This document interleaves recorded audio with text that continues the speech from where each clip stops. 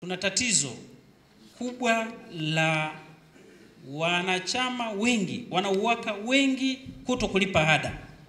Hii nayo ni kansa fulani katika uwaka. Ada yenyewe sio kubwa.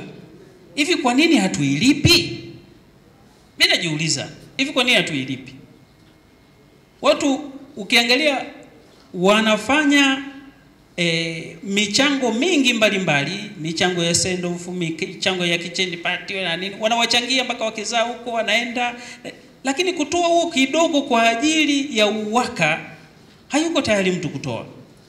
Niwaombe na niwahimize wanauwaka, nendeni mkahamasishe na kusimamia ukusanyaji wa michango ya ada, hasa hiyo ya ada kwanza, kwa sababu hiyo ndio inayofanya uendeshaji wa majukumu mbalimbali.